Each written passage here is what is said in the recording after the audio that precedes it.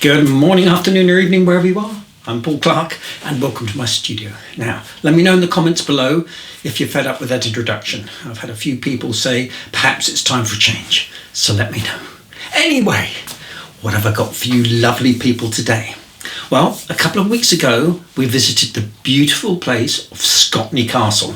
Now, it's only half an hour up the road from us, but to my shame, I've never been there, so I was really looking forward to it. So, we're going to be doing another line and wash of this beautiful part of the castle. So for the first part of this video, I've just got a short film of the day out that we had in this beautiful location. So come and join us on our little adventure and we'll paint this step by step together.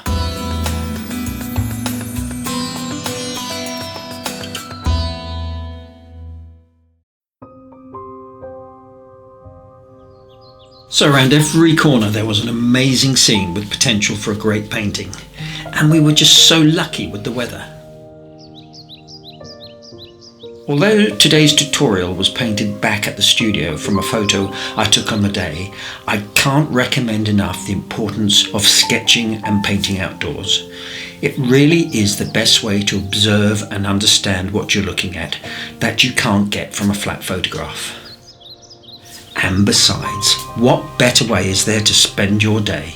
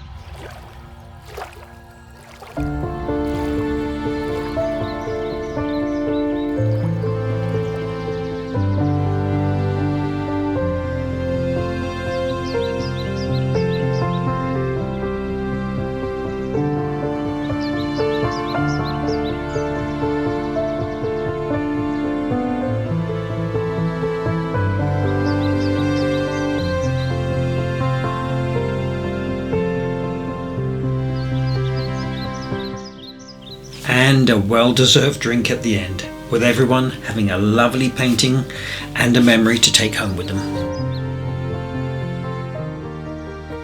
Okay, so for today's materials, my paper is some Winsor & Newton. It's a rough texture, 100% cotton, £140, and it's on a block, so it won't need stretching. For my colours today, I've basically got two each of each primary, a warmer and a cooler shade. So cadmium yellow, yellow ochre, French ultramarine, cerulean blue, alizarin crimson and cadmium orange, and just a little touch of sap green and Payne's grey and some white gouache. And just three brushes from my range, a 3/4 inch flat, a number 12 and a number 6 round. So, with all my line and wash paintings, I always like to start with a pencil sketch, which is free to download from my website. I'll link in the description below. So before we start, a quick lesson on drawing things like this round tower. Always start by finding your eye line or line of sight. And it's here, just near the top of the door, and it's where everything will be dead straight or horizontal. So, as we move below the line, your curves will gradually bend downwards, and as I go above the eye line, they will bend in the opposite direction, getting progressively rounder towards the top. Now, I've seen this drawn wrong so many times, especially in something like a lighthouse. So here is our straight line or eye line. Now, I've even seen professional artists do this. The curves are far too rounded too soon, and then remain exactly the same all the way up. So again, a straight line on the eye line, then a subtle, gradual bending of the curb, getting rounder as we move towards the top. Now the best way to imagine this would be as if the lighthouse was made of glass and you would see a series of ellipses widening vertically as your eye moves to the top. So next I want to quickly mention character in your line work, which is something I talk a lot about in my line and wash tutorials. Now I have a beginner's guide, link above if you haven't seen it. Now the danger in using a fairly thick black and neat line is that it can tend to look a bit too technical, even dare I say a bit like a cartoon. So I always try and put in a nice loose wobbly line with lots of gaps to give a much more of a sketchy feel.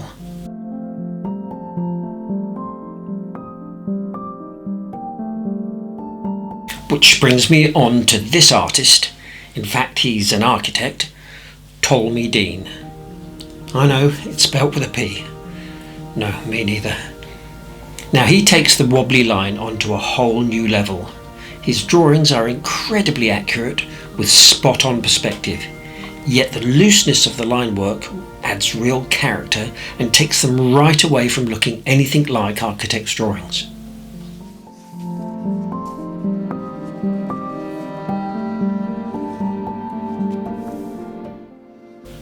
Oh look, his version of the very place we're painting today.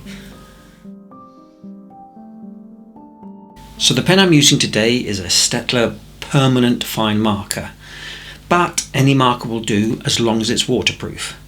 Even a black ballpoint pen will work well. So as I said, I'm trying to get quite a loose feel to my line work.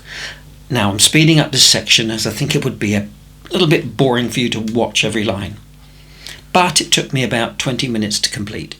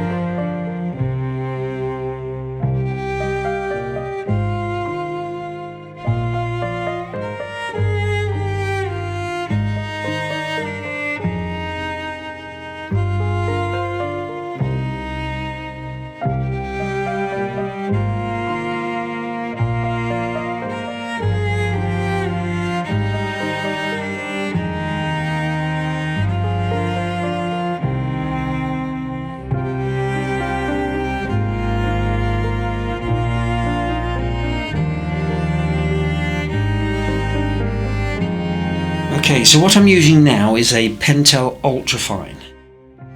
Now, if you're ordering one online, just be careful because it has the same product reference number as this bulldozer, and I'd hate for one to be delivered to you by mistake. So the thing about this pen is that it's not waterproof, so it will bleed in a lovely soft sort of watercolory way.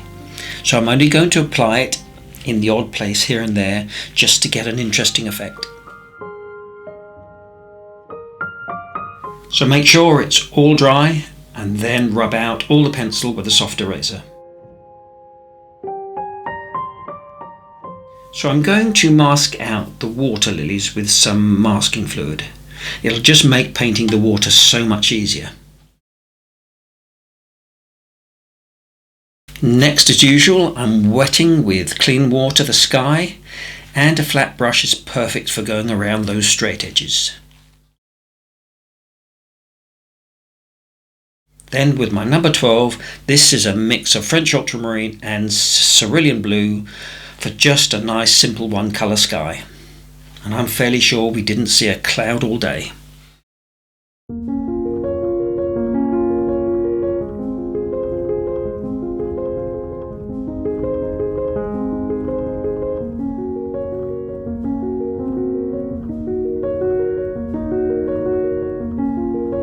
So all my greens today have been mixed from French Ultramarine and Cadmium yellow, but I have added in a little touch of sap green if I wanted to just brighten the colour a little.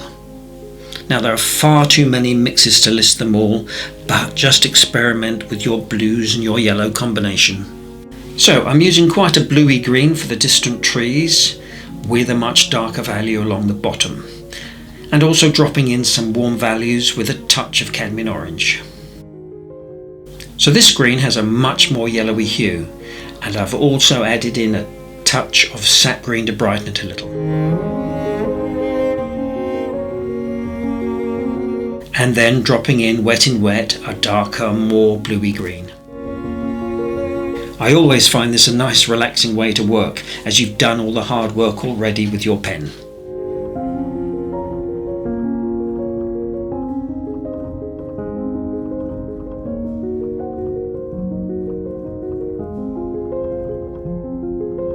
Okay, so now those distant trees have dried, I'm back in with a yellowy green for the foliage in front.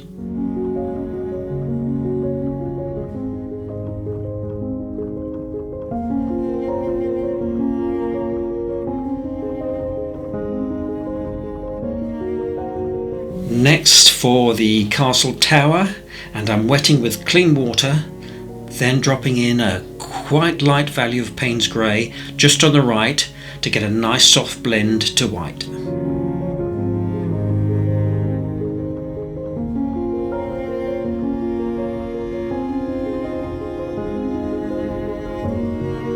And then into the wet a few touches of yellow ochre.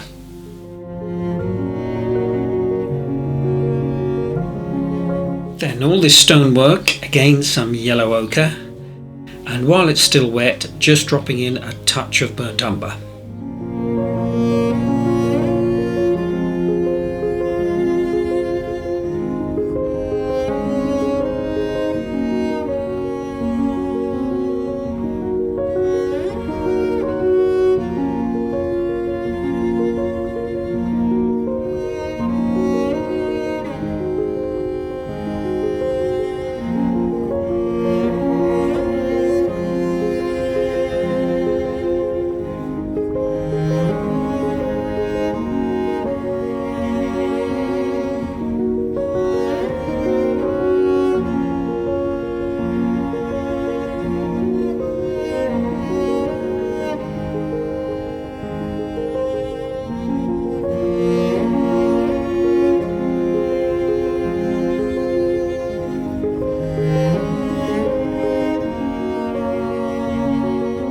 Now for this brickwork, I'm using some Alizarin crimson with just a little touch of French Ultramarine, and you can see here where the Pentel marker is just beginning to bleed.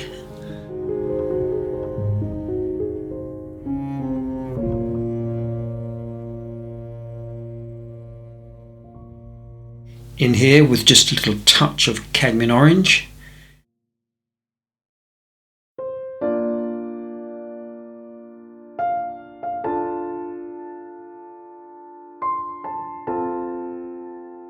And to get this stony texture, I'm simply dabbing out with a dry tissue, obviously while it's still wet.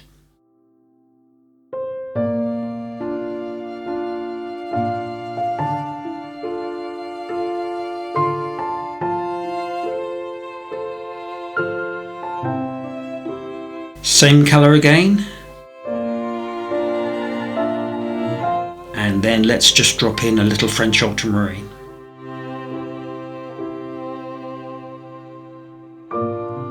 So this is the same colour again, but a more milky consistency.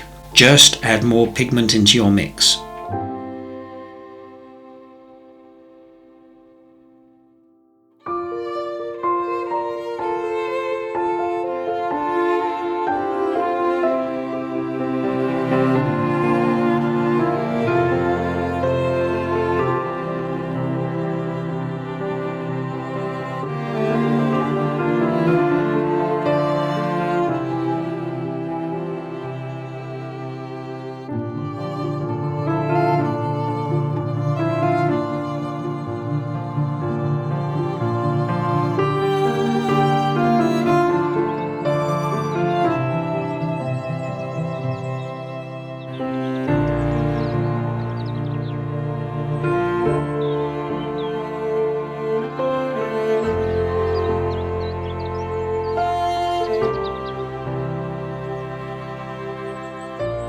Here I'm just building up the details by layering washes on top, and I'm just using any of these warm brick colours I have on my palette.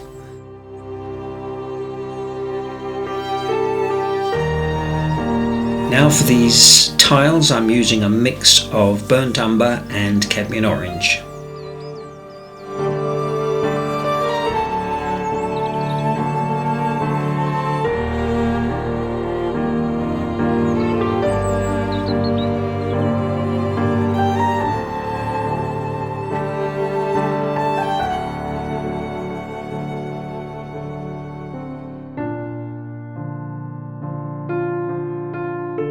And just a watered down version here.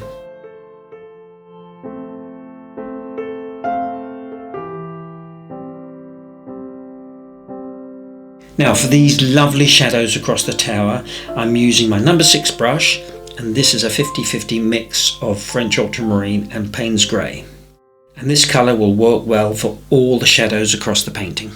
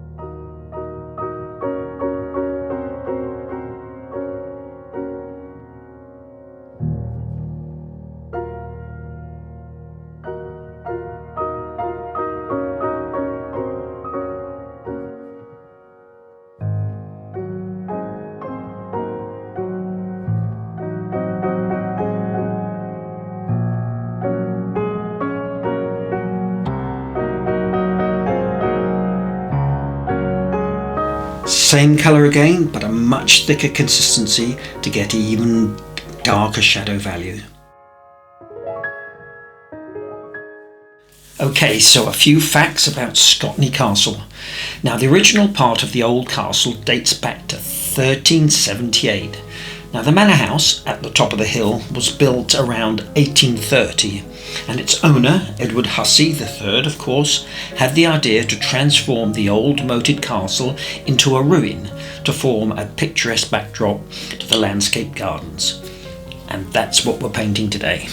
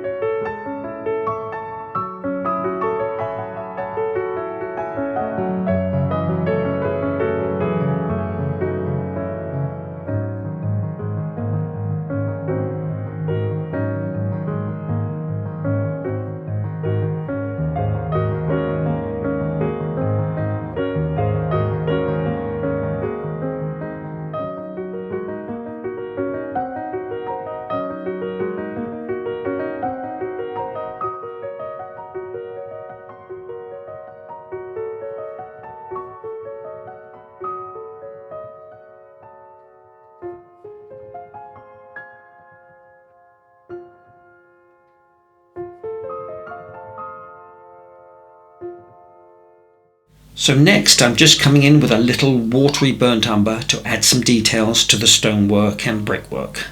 Less is more, as I always say, so just the odd little flick here and there.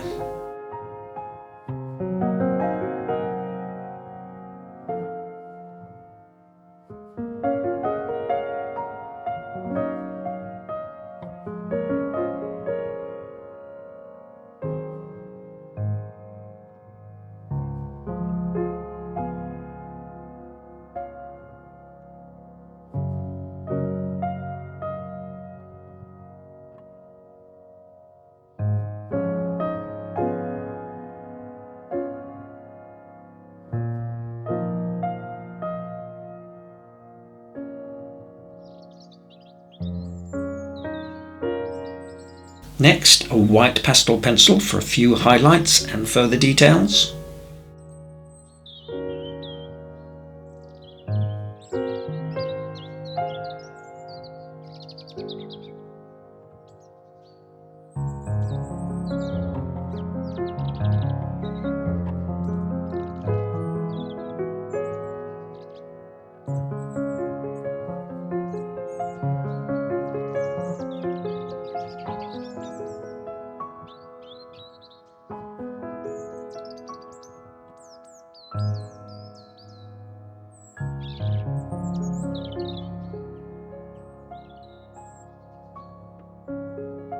So the castle is basically finished. So it's a perfect time for a short break, and I'm going to be having exactly what I had on the day.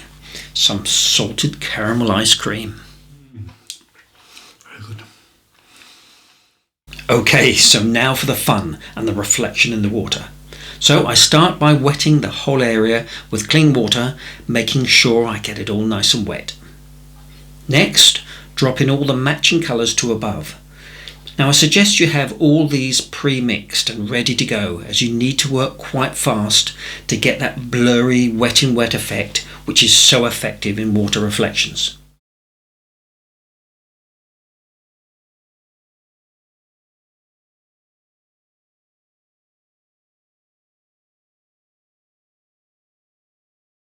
So what's important is to line up the darker values of colour with the darker areas above, but also preserving the lighter areas, lifting out with a brush if needed.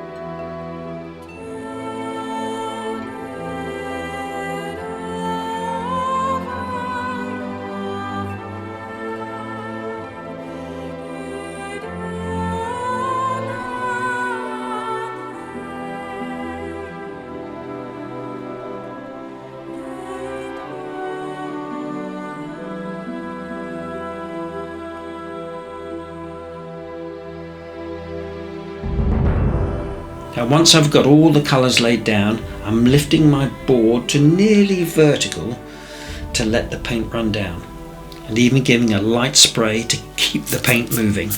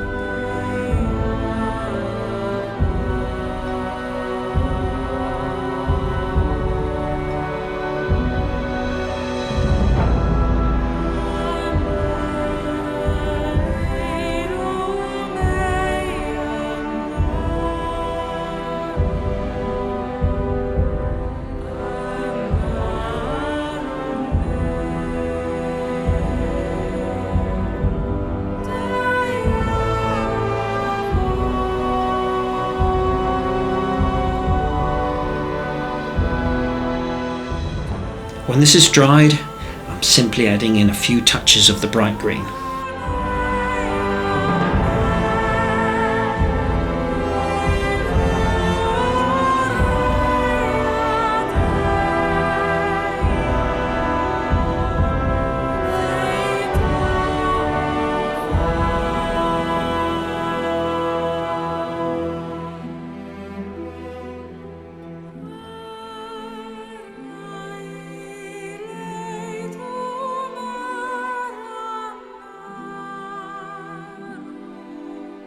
Okay, it's completely dry now, and I'm removing the masking fluid with a soft eraser.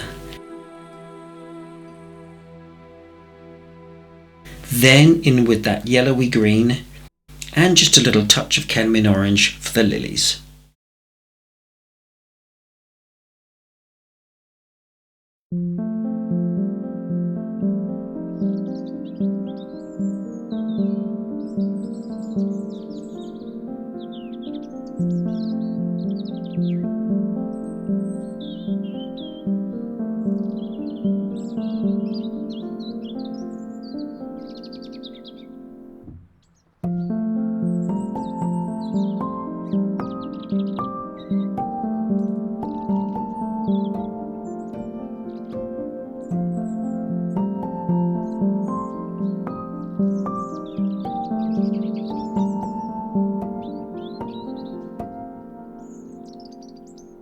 As always with my line and wash paintings, once the colour work is done, I like to revisit with my pen and bring out a few areas that may have got lost.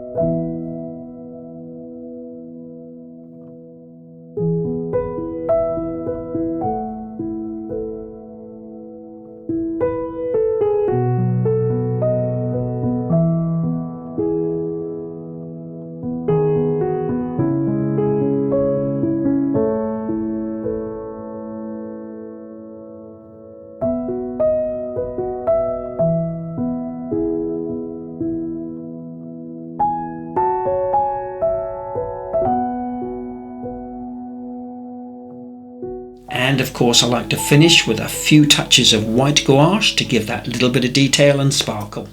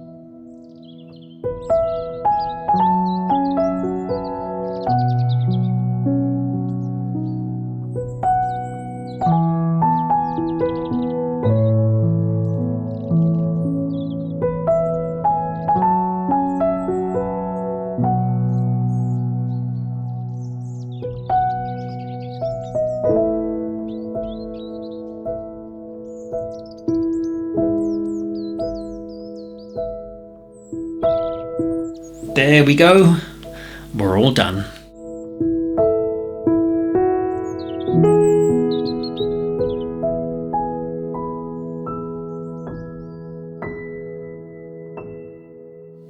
Well, I hope you enjoyed that as much as I did, and you'll give it a go. Just get those black pens out and have a go at line and wash. It really is great fun. So coming up now are a few more clips of our great day out at Scotney Castle. Now we'll definitely be doing it again next year. Such a wonderful place. So keep in touch via our new events and holidays website, link in the description below. So I really would like to take this opportunity to thank everybody who supports this channel, everyone who leaves comments, puts a like up, it really is appreciated, especially those who have left a tip. It really is appreciated, and we really do thank you for that. So we look forward to seeing you all again in 2 weeks' time. Hope you're really enjoying the summer. Take care, everyone. Bye for now.